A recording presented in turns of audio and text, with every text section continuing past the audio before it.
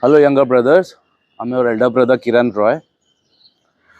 I was just checking out the comments in my yesterday's post, and I was like kind of pissed off seeing this comment.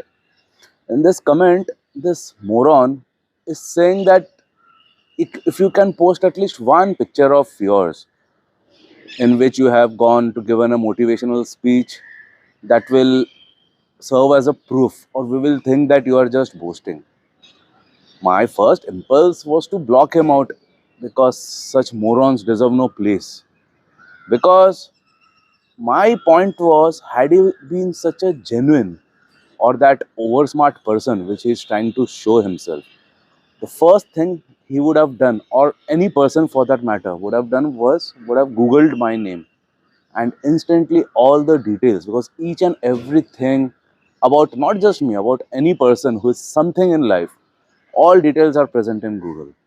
So, had this moron actually been a genuine person, he would have Googled my name and he would have got all the details about me. But he chose not to Google it and he chose to indulge in verbal diarrhea. And he said that we would be, otherwise, we will think that you are boasting. So, the thing is, I personally never like to talk about my achievements because I like to talk about the task at hand, because I'm here on a mission. The mission is loud and clear. Mission is to change Sims like those who had written that comment. My mission is to change the mindset of those Sims and turn them into masculine forces. So that has always been my mission. My mission was never to talk or brag about my achievements, because whatever I had to do, I have already done, and I'm now working towards my next set of goals. So my past achievements does not matter as far as I'm concerned. But still, since such morons are bringing up this topic, I thought let me answer it once and for all. Otherwise, there might be even more morons like him. They will be having that same question that please share your uh, picture in which you are giving a motivational speech or where you were felicitated. So cool. Let me tell you, here are the pictures as you can see, and also let me tell you that there exists no college in India, no top college in India which has not invited me as a guest of honor. There exists no top college, including IITs and IIMs from all over the country, which has not invited me to give a motivational speech for their students. All these colleges have been inviting me repeatedly. Many colleges have invited me repeatedly to motivate their students all over India. And principals and the deans of the college have made special requests to instill my thought process into them, because many modern minded principals or deans of the colleges, because I have been invited by many medical, by the topmost medical colleges as well. So they told me that the current education curriculum is outdated. It is going on since a long time, and here people are just trained to follow. But I know you have a thinking in which you encourage people not to follow, but to use their own mind, to have a mind of their own. So that is what I want you to instill in my kids, that don't just blindly follow. So many principals have also told me that, because there are many principals who have been following me in Facebook, because the one who told me this had been following me in Facebook since the past 10 years. So many such principals have also kept this request. So though I did not want to share my achievements, but now since, as you can see the message which I showed you, so I thought that many other people might be having that doubt. So rather than blocking this one person, it's better that I address it and I show you what all I have done, so that you don't have any sort of doubts in your mind whatsoever. Though this was not my purpose, or I would have done it with my first video itself. I did not want to share my achievements. But as you can see, there is not a single college which has not felicitated me, which has not invited me as a guest of honor, and which has not invited me to give a motivational speech to all of their students. And you know how many students are there in every college. So this is how I have been motivating students. It's not my first stint here in YouTube, because these morons must be thinking that this is my first time in motivating you people. No, dude, I've been motivating students in the past 20 years, ever since I started my career, because this is learning psychology, motivating people. All these are second nature to me. These are, I'm born with this ability. So this is something which I've been doing all the while. And now for the main thing, not just colleges. I have been invited even by the Indian Army and by the ITBP to motivate the brave soldiers posted in the harsh terrains of the Indo-China border, because there are lots of, as you must be knowing, these soldiers are like posted in like very difficult terrains, very difficult.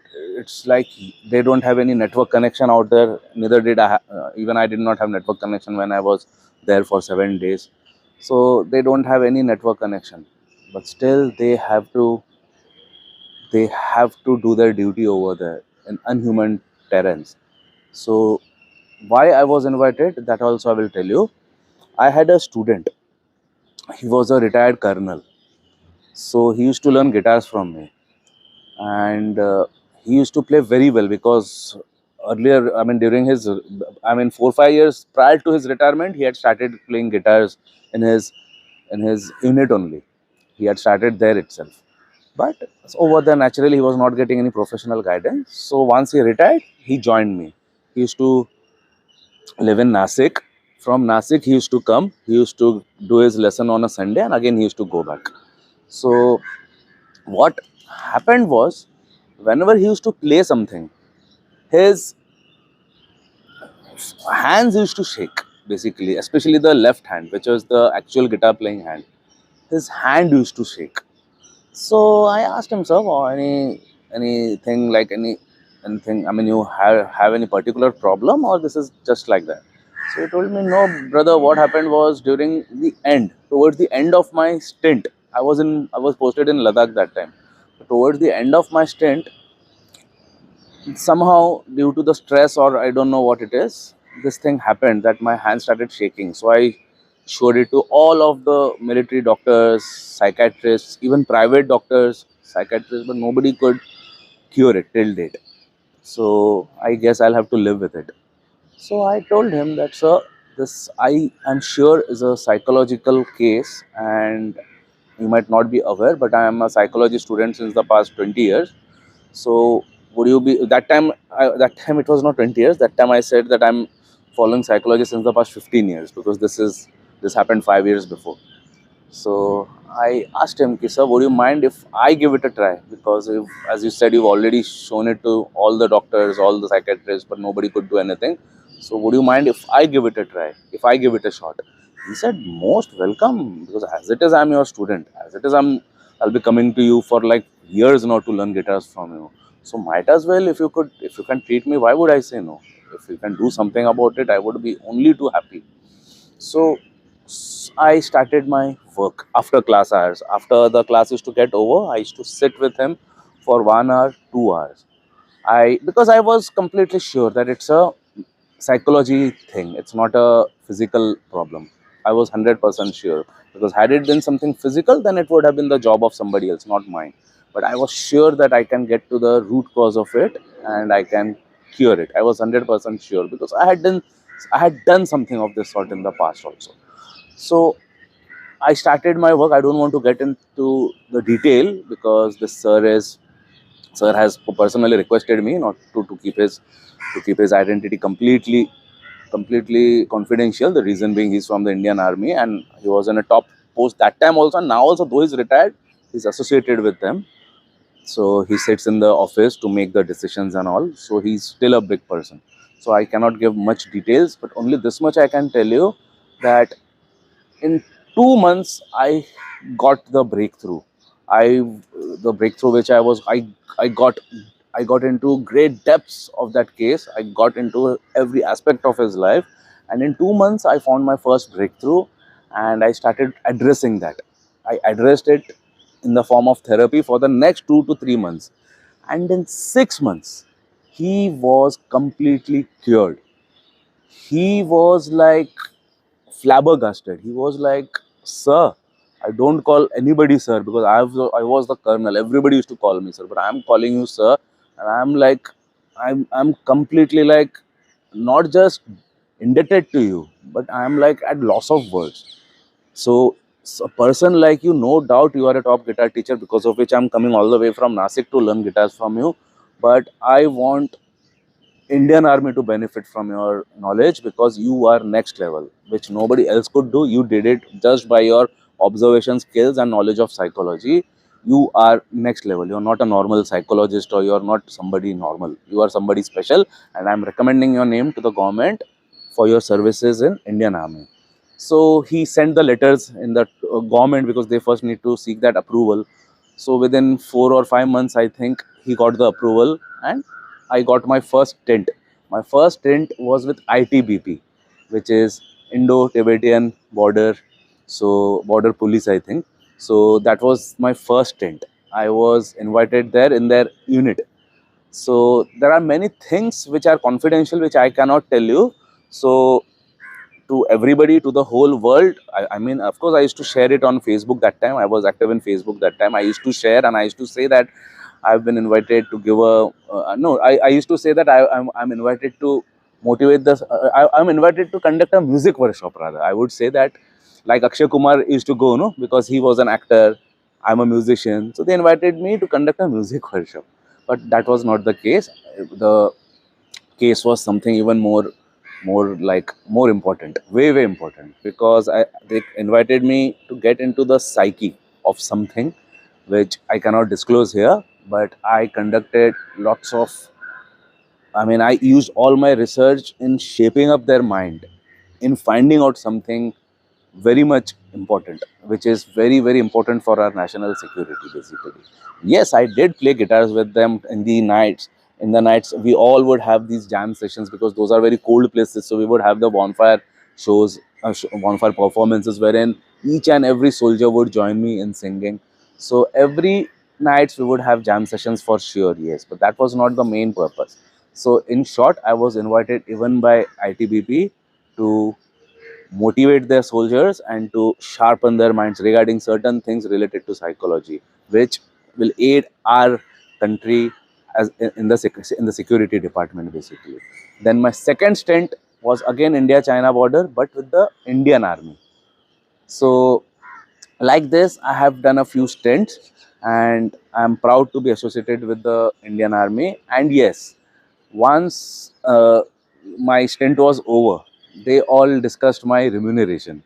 Not the soldiers, of course, but the ones the from the government, who had given the approval. They discussed my remuneration. I said, sir, since childhood I had only one dream. They asked me, what? Tell us, we will get it done. I said, my dream was to wear the Indian Army t-shirt, because nobody, I mean, the real Indian Army t-shirt, only the real soldiers can wear. And not even the richest man or the richest actor of India can afford that.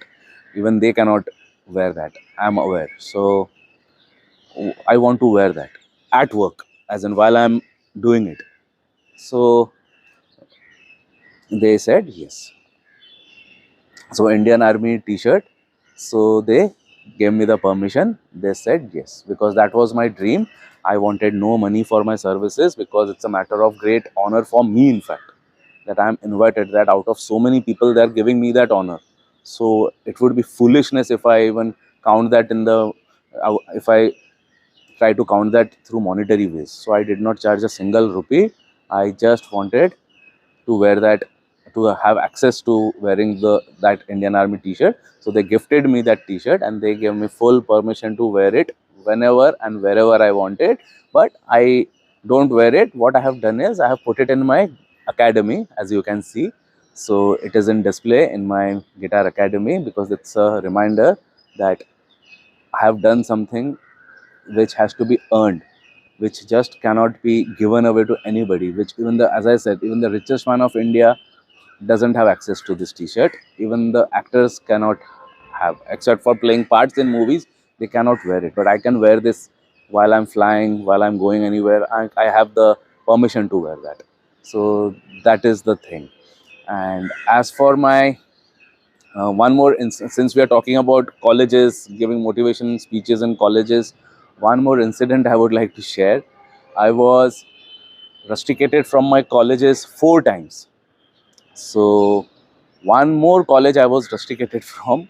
So, the story behind that is I had that time IIT Mood Indigo in Powai, in IIT Mumbai Powai. IIT Mood Indigo used to be, Livewire was the name of that competition, rock competition. There used to be a huge rock competition in which around 40 to 50 bands from all over India would come to compete and to get that coveted best lead guitarist, best drummer. They used to give award for all the instruments plus best band.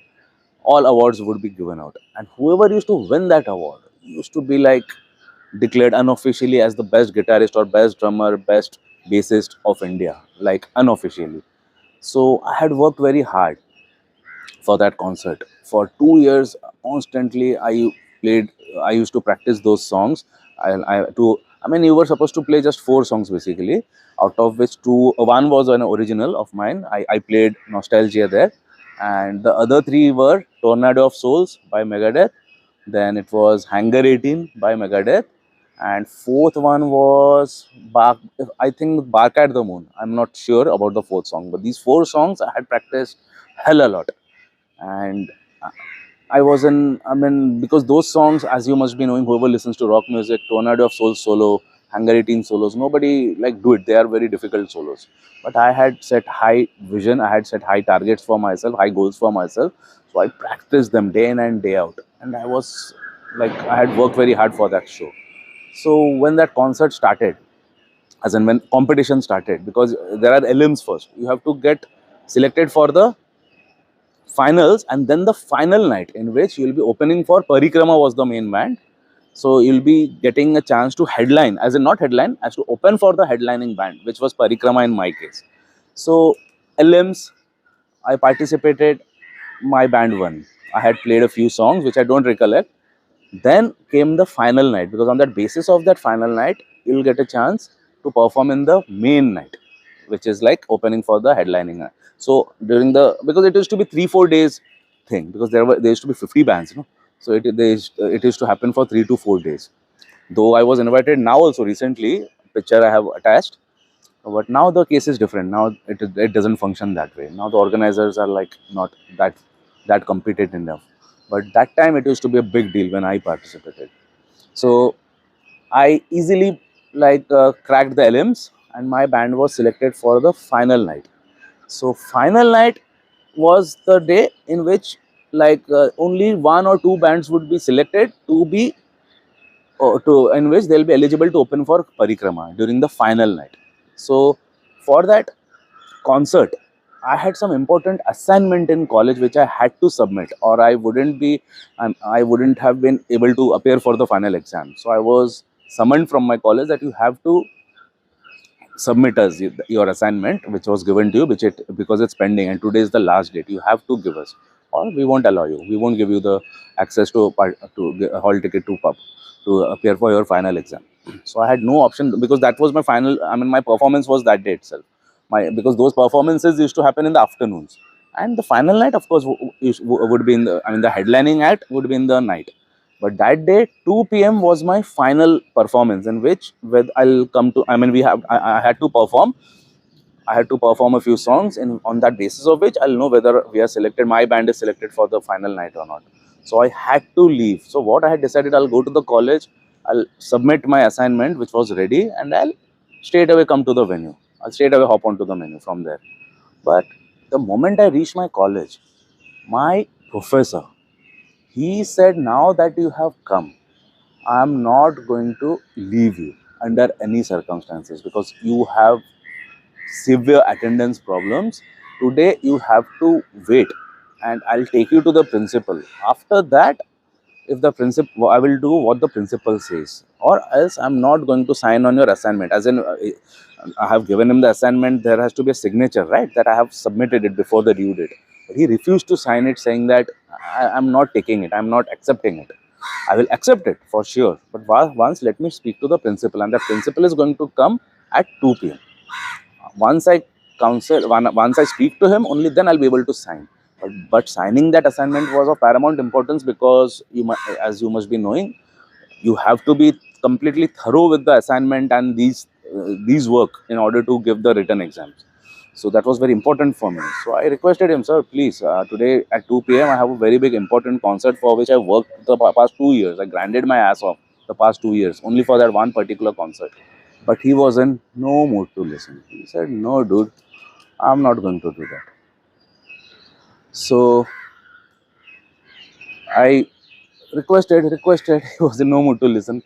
So what I did now, I was desperate because I have to leave because the clock was ticking. Because at 2 p.m. sharp, it was, I mean, we were asked to summon. I mean, we were summoned at 2 p.m. in the college. And after that, our slot would be declared because the slots are given once you reach the venue. On basis of that, the slots. So I was desperate. I had to go out.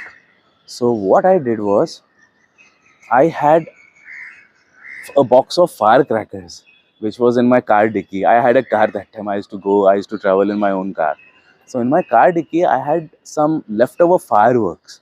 So I asked my friend Pratik to go and carry that box and get it during the interval, because the recess used to happen at, I guess, around 12 o'clock, and 2 o'clock I have to reach the venue at any cost, and it used to take me 1 hour from my college to reach Powai IIT. So I had 2 hours in my hands. So within 1 hour, I had to do something. So I asked my best friend, Pratik, who is still my best friend. So that same guy whom I talk about in my videos, he was my engineering college partner in crime as well. So I told him to get me that box of Rassi bomb, which is lying in my dicky, which we had bursted in Marine Drives. Both of us used to be, after having drinks, we used to go to different locations and we used to burst them just whenever we had anything to celebrate. That was our habit actually. So now we have stopped doing that, but that time we used to do that. So I asked him to get it. So what I did was, he handed me over. The box had 10 Rassi bombs, the atom bombs, the loudest ringing bombs, as you must be knowing. So I went to the college toilet. I connected all of them in series. We are electrical engineers. We were taught how to do the connection in series. So I connected all the 10 in series. And the first bomb, I removed that thread out of it, and I put my half burnt cigarette. I was smoking a cigarette. I put my half burnt cigarette onto that top, and I made a time bomb out of it. And immediately my lecture started. I straight away came to my class and I sat for my lecture. 3 minute, 4 minute, time passed. On the 4.5 minute, four and a half minute passed, there was a loud explosion. And, and not just one loud explosion, 10 loud explosions, one by one. And people like panicked so much. Everybody thought that it's a bomb blast. Somebody thought it's a terrorist attack. My professor, he thought that it's an earthquake. So he went inside the desk, the table which he was inside it, and he was like shivering. So in that chaos, I ran away from the college. I reached the venue, and I was selected for the final night. I was given the best lead guitarist award, and I was given the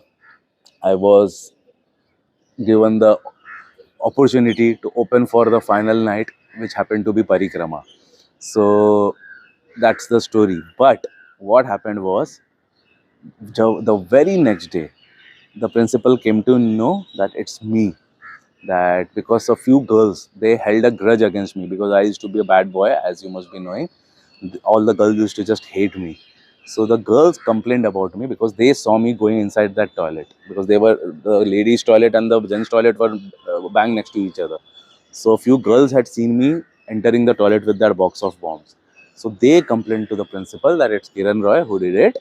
So my parents were summoned, my father was summoned, and I was like thrown away from that college. But the point, what I'm trying to say is not this. I was not trying to tell you about only this thing. That was that was in like 98, 99. But that same principle, but after I was rusticated, I did not sit and cry. I worked on myself. I worked on my I worked on myself professionally, emotionally, financially, worked so much that I reached such a level that that same dean invited me to his college and felicitated me in front of thousands of his students, and he requested me to give a motivation speech to his students. So that is what is the main thing. It is not where you start, it is where you end by your work. That is what matters. So this picture which you see, same professor had felicitated me in front of thousands of his students, and he was that same professor who had kicked me out from his college once upon a time. So that was the best revenge, because when I was kicked out, I did not abuse him. I did not say, and I did not try to get back here with him.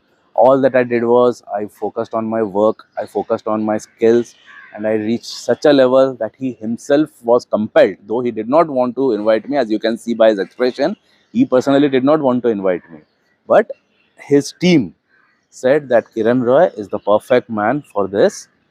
You have to invite him because this guy is next level. He has that command over the students, he can motivate the students. So out of pressure, he had to invite me. So that's the main thing. So as you can see in the picture, he's not at all happy in felicitating me because his ego was bruised, right? Because he was the one who had kicked me out. Now with that same hand, he was the one with that same hand he had signed on my rustication paper, and with that same hand he's felicitating me. So that is the moral of the story, that never ever give up. One failure does not dictate, and academic failures does not dictate your future at all. There are thousands of comments which I receive that I don't like to study, I don't want to study. Trust me, if you can get degrees, it's awesome, because thousands of people, they think that chasing marks and getting degrees is the only way to success. Please, that's absolutely not the only way of success. Look at all these big rich people, they don't have even a single degree. Look at the big builders. Who are the rich people of Mumbai? Because I'm from Mumbai, or for that matter your place also. Who are these rich people? The big builders, they have like the big industrialists, they don't have any degrees, for God's sake. What degrees they have? Nothing. Look at the big actors, all of them are 10th and 12th pass, they don't have anything. So that's what I'm saying. If you want to be a slave to the system, then by all means go ahead and chase degrees.